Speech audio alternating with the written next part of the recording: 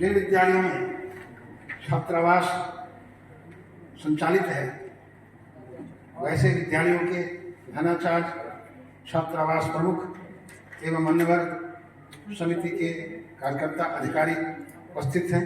आप सबका यहाँ अभिनंदन, स्वागत। समय हो गया है तथा मान्यवर अधिकारियों से आग्रह है कि दीप प्रज्वलित कर सत्र आरंभ करने के दीप ज्योतिः जनार्दनः दीपो हरतु मे पापम् दीप ज्योति नमोस्तुते शुभं करोतु कल्याणम् आरोग्यं सुख सम्पदः द्वेषबुद्धि विनाशाय आत्मज्योतिः नमोस्तुते आत्मज्योतिः प्रदीप्ताय ब्रह्मज्योतिः नमोस्तुते ब्रह्मज्योतिः प्रदीप्ताय गुरुज्योतिः नमोस्तुते।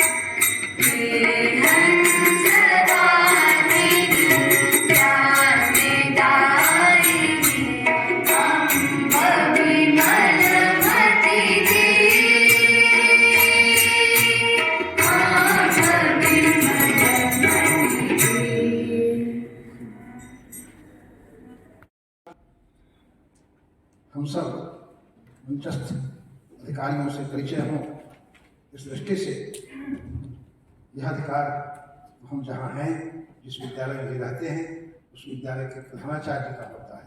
अतः इस विद्यालय के प्रधानाचार्य श्रीमान अमरेश कुमार जी को आमंत्रित करता हूँ मंचस्थ अधिकारियों से हम सबका परिचय कराएं। श्री अमरेश जी।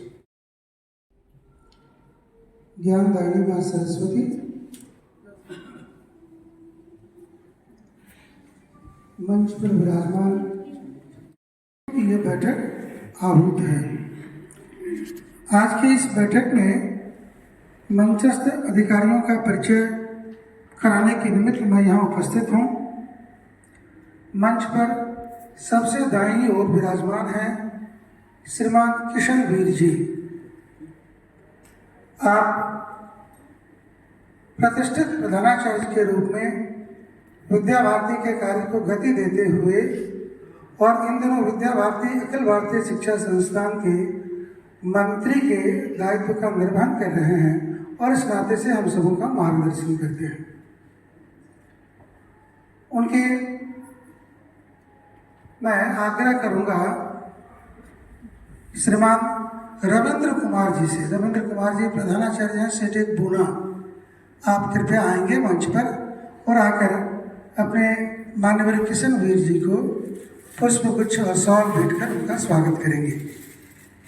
खाली राम जी, आप मूलतः संघ के प्रचारक हैं और प्रांत प्रचारक के नाते से उत्तर प्रदेश के ब्रज प्रांत में अपने प्रांत प्रचारक के रूप में महत्वपूर्ण भूमिका निभाई और तदुपरांत आप विद्या भारती में आप अपनी महत्वपूर्ण सेवा दे रहे हैं और इन दिनों आप विद्या भारती उत्तर पूर्वी क्षेत्र के माननीय क्षेत्रीय संगठन मंत्री के दायित्व का निर्वहन कर रहे हैं। मैं श्रीमान ज्ञानेश्वर जी से आग्रह करूंगा, उत्तर बिहार में प्रधानाचार्य हैं, कि आप कृपया मंच पर आएंगे और श्रीमान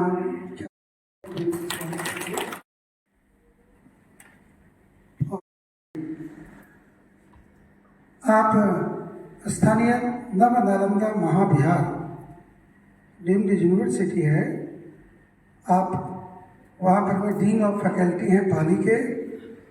सनातन बौद्ध ऐसा एक विषय भारत सरकार के द्वारा चल रहा है जिसके माध्यम से संपूर्ण दक्षिण एशिया के अंदर सनातन बौद्ध एकता कैसे स्थापित हो और इसको कैसे इसका प्रचार प्रसार हो, तो इस नाते से भी आप कार्य करते हैं। विश्वविद्यालय की प्रबंधक कार्य समिति में आप सचिव के दायित्व का निर्वहन करते हैं, साथ ही विद्या भारती उत्तर पूर्व क्षेत्र के आप मंत्री के दायित्व का भी निर्वहन करते हैं।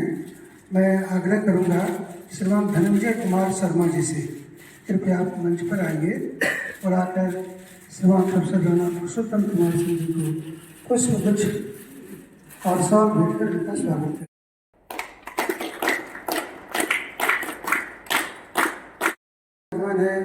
श्रीमान अजय तिवारी जी, आप विद्या विकास समिति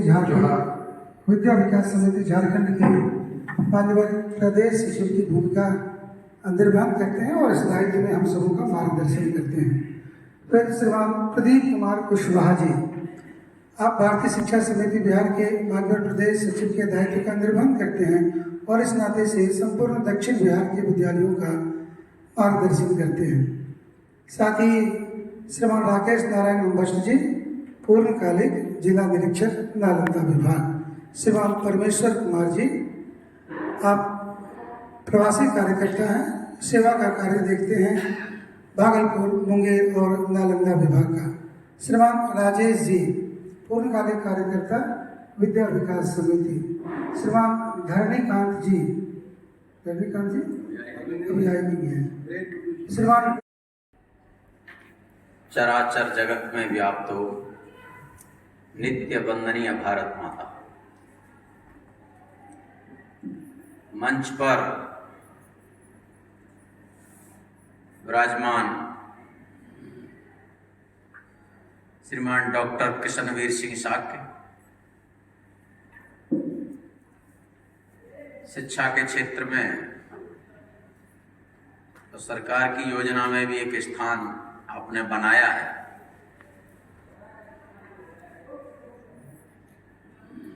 और विद्यालय को कहें तो विद्या भारती में इतनी बड़ी संख्या का छात्रावास का ही विद्यालय, नैनीताल का 750 बच्चों का छात्रावास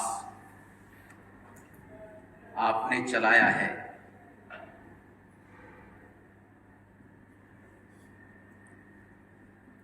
दूसरे प्रोफेसर राणा पुरुषोत्तम कुमार जी हमारे इस विद्यालय के सचिव हैं, हम भी उनसे बहुत सारी चीजें सीखते रहते हैं।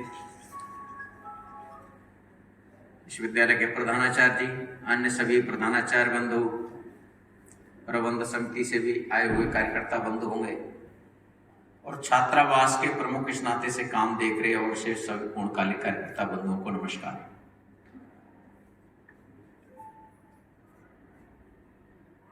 छात्रावास के विषय को लेकर के सामूहिक रूप से चिंतन मंथन हो, हम एक दूसरे से जाने। कुछ जगह छात्रावास चला रहे हैं, कुछ आगे चलाने की योजना वाले हैं। एक दूसरे से कुछ बातें हम साझा करें, एक दूसरे से साझा करें तो केवल यहां सुनना जिनके द्वारा भी विषय रखा गया, उसके अतिरिक्त जहां छात्रावास चल रहे हैं उनके साथ सीधे संवाद करना। आप अपने यहाँ छात्रावास के लिए प्रवेश कैसे लेते हैं, आप छात्रावास की दिनचर्या कैसे प्रयोग करते हैं, आपके दिन छात्रावास का परिणाम कैसा रहता है, छात्रावास के कारण से आपको समस्या क्या क्या आती है, छात्रावास के कारण से विद्यालय का वायुमंडल कैसा रहता है, छात्रावास के कारण से अभिभावकों पर क्या संदेश जाता है, माने भिन्न भिन्न बातों की आपस में चर्चा। विषय रखने वाले विषय रखेंगे अपने अनुभव के आधार पर। लेकिन एक वह अनुभव और एक हम सब का अनुभव, क्योंकि हमारे जो छात्रावास हैं जनजातीय समाज से जुड़े हुए, जिनको एक तरह से हम कह सकते हैं निःशुल्क चला रहे हैं।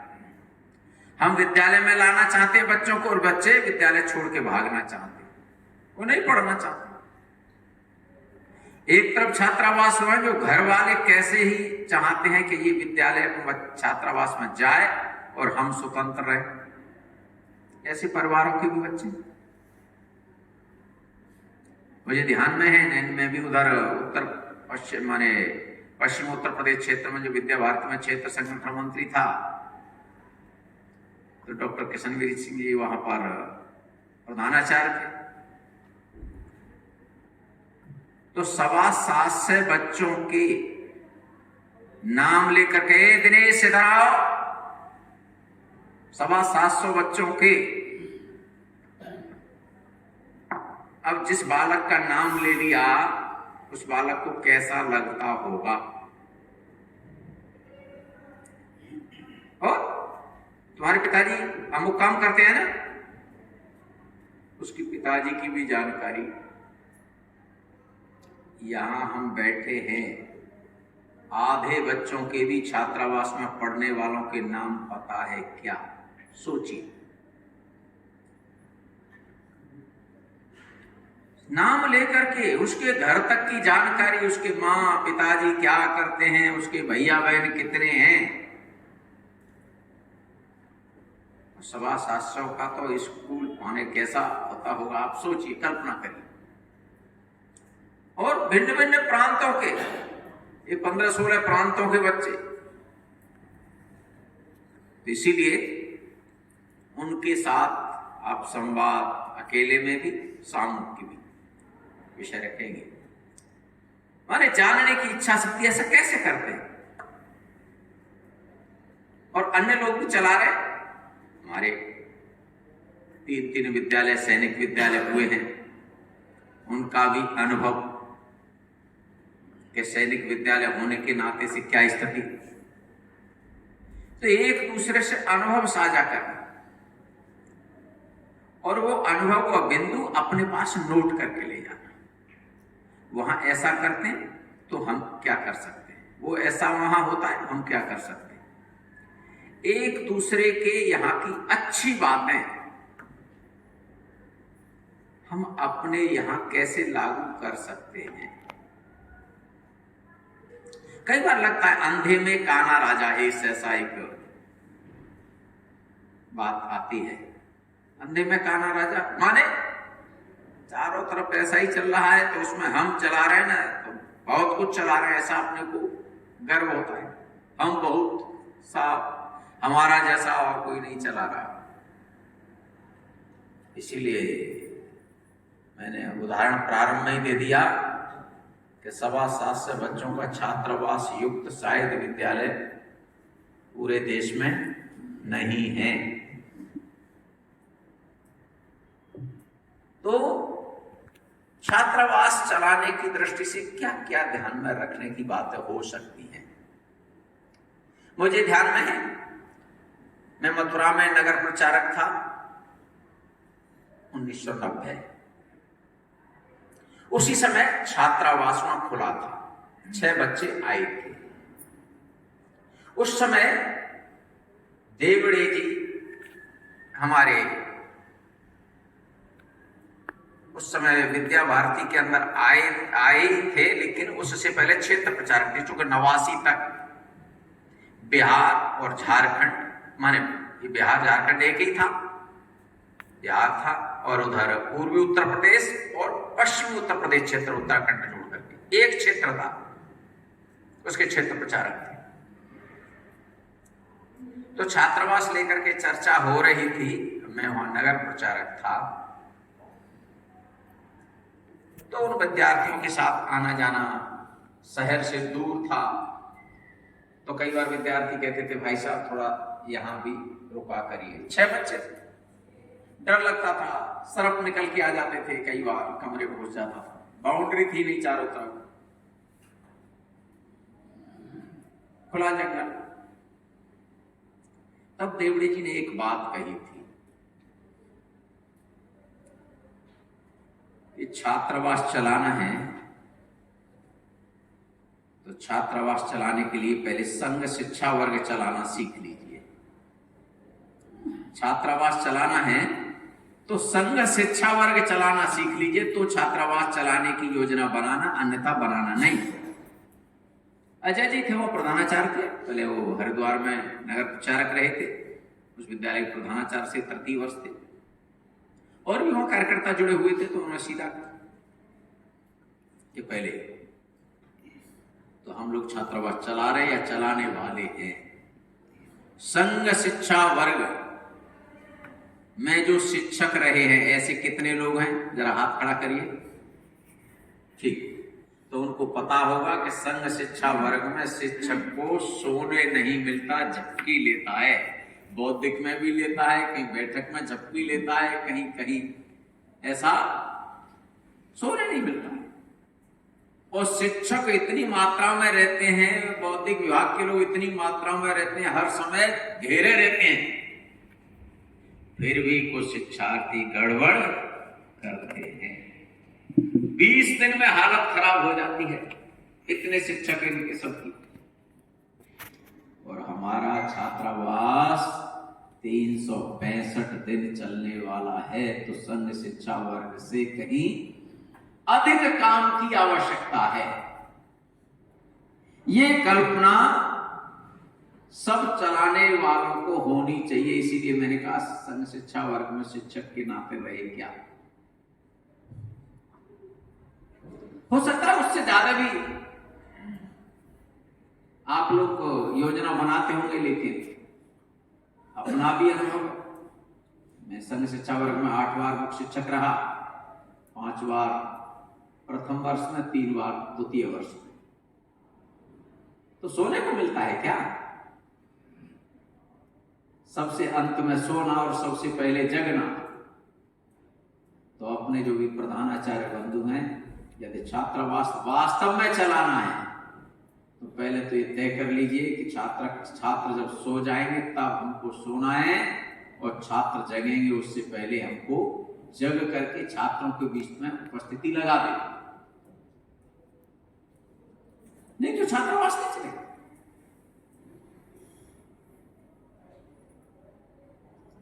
और अपना छात्रावास, समाज के भी छात्रावास का अनुभव, अन्य विद्यालय जो चला रहे हैं उनके छात्रावास को देखने के लिए जाना, कैसे चला रहे हैं। कहीं ईसाई मिशनरियों के चल रहे होंगे, कहीं कोई गुरुकुल वाले लोग चला रहे होंगे, चाहे कई अन्य सामाजिक विद्यालय चलाने वाले हैं।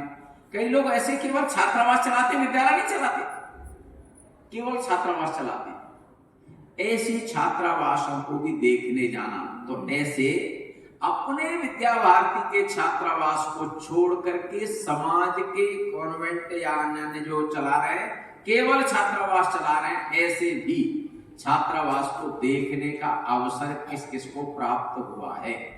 वो जरा हाथ खड़ा करिए। ठीक, सोचिए, अनेक प्रकार के छात्रावासों को देखें। तो हम चला रहे हैं, हम कुछ विशेष उसकी योजना। मैं, मेरा साथी आचार्य उस स्थिति में है क्या छात्रावास चलाने की?